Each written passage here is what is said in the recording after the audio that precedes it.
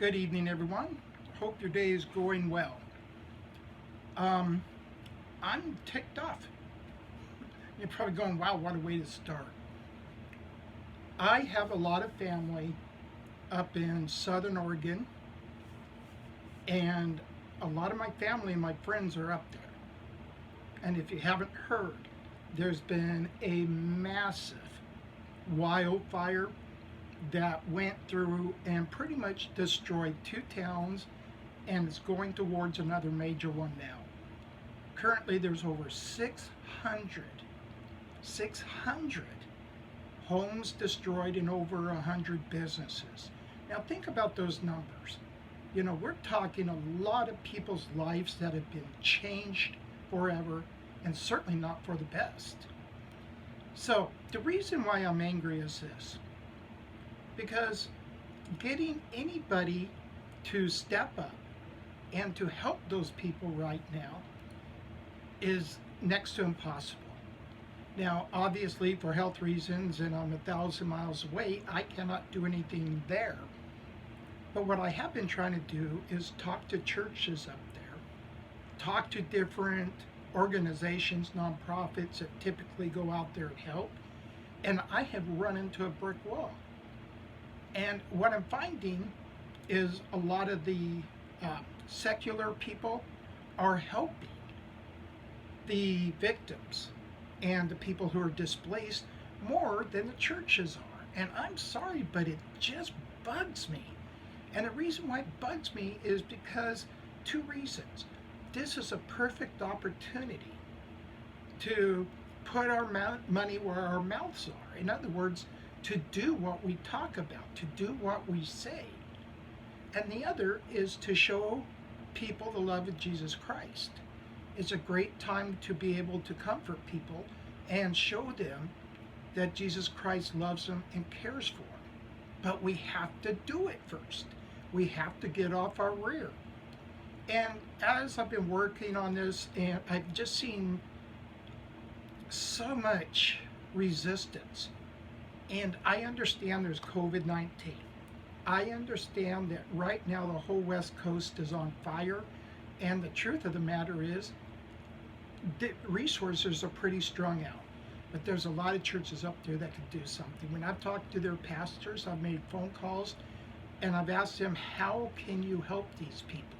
You know, let me be the coordinator. That's what I do for a living.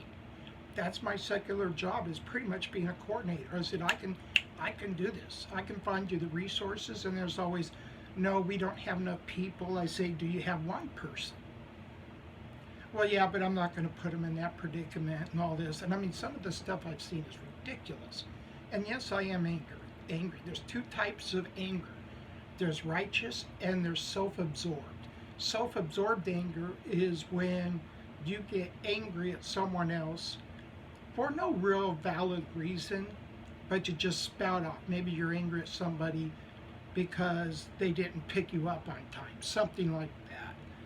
The other one is righteous anger, when you see something that's being done against the Word of God, and you say, hey, guess what? That isn't right. My anger right now is righteous, my righteous anger. So I want to cover a quick verse today. Actually, not that quick. It's James 1, verses 22 through 24. James 1, verses 22 through 24. It says, do not merely listen to the word and so deceive yourselves. Do what it says. Anyone who listens to the word but does not do what it says is like someone who looks at his face in a mirror and after looking at himself goes away and immediately forgets what he looks like. Sorry about that. Do not merely listen to the word and so deceive yourselves. What's that mean? What that is, wrapped up in a nutshell, is saying anybody can say the words. Anybody can say I'm a Christian. Anybody can do that. Satan does it. But if you don't apply those words to real life, then guess what? You're just fooling yourself. You're deceiving yourselves, as James 1:22 says. It says, do what it says. 4 simple words. Do what it says. our churches, our people, our Christians, brothers and sisters, need to get out there and start doing what the Word of God says. We can put everything, and we should put everything that we read in the Word of God into action. Christianity is actually a verb in my view, because being a Christian doesn't mean just sitting there going, wow, look what I did, I'm really good. What Christianity is saying, I'm not worthy, but I know I'm forgiven.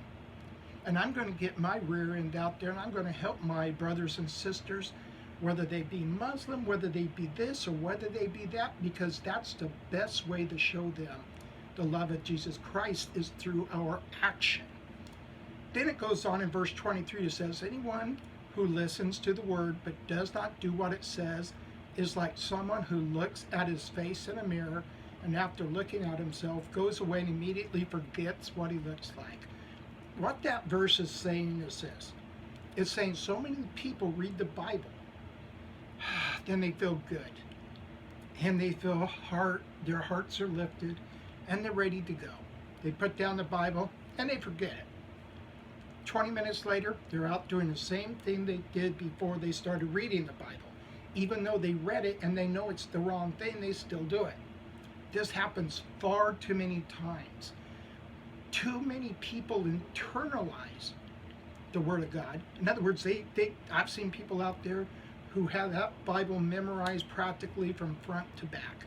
Never seen anybody who would actually do that, but I've met some people who are pretty darn close. The problem is, internalizing it doesn't do any good unless we get out there and help people, until we apply that, what the Word of God says to the world, the way we live and the way we help others. We need to be helping others, people, because right now Christianity is shrinking.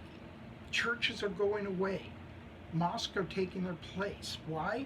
Because the Muslims, I'll hand it to them on one thing, they get out there and they pump up people, they talk to people, they help people, they do this. Christianity has become more inclusive. We've crawled and retreated into churches behind the walls, and we haven't gotten out into the world like we should be doing. Now, certainly, I can say this without any reservation, that doesn't mean every church. There's a lot of churches out there that do wondrous things. They do fantastic things. If your church doesn't have an outreach that helps people, then go find one that does. Doesn't mean leave your church. It means you can still volunteer with a church who goes out there and reaches out to people. You can still do that. So don't say, I'm not saying quit your church. I'm saying go find a place where you can help people. Go find a nonprofit organization where you can help people.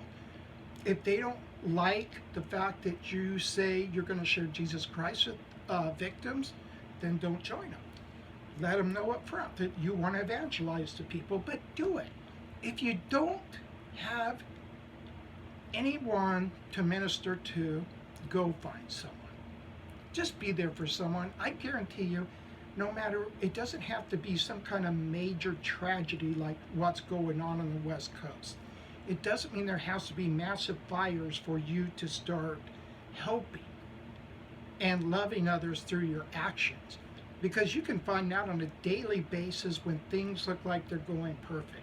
Somebody may have lost a family member, may have lost a loved one.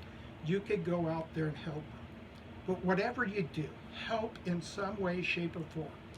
Get out there and do it, whether it be through a donation, whether it be through helping to do administrative tasks. Find out what your gifting is and go out there and find a way to help with someone. Remember, Christianity is a verb. I am done. As you can see, I'm ticked off. I usually don't get like this, but honestly, I'm just disappointed. I'm not really mad as I am just disappointed at how many people are not doing a thing because it takes them out of their comfort zone. Well, guess what? Jesus stepped out of his comfort zone in the kingdom of heaven, came here, and he went through, you know what, to be here and to help us. So we need to be doing just like Jesus did and getting out there and helping others. So I am done once again. My name is Pastor Mike Sanderson. What you can do is to help me out with this channel is you can hit the like button right there. It gives a big thumbs up. So click on that puppy. Down below right here in the lower right hand corner there's a subscribe button. I'd appreciate it if you would subscribe to my channel. You'll go ahead and get these messages through your email as well, so you don't even have to hunt me down. But it does help, because what I'm trying to do through the media, or the medium rather, of YouTube is to get the Word of God out there to as many people as possible. And the best way to do that right now is through YouTube. And it can be done, because I don't want the YouTube messages to take place of the church. I want the non-church to see it and want to go to a church.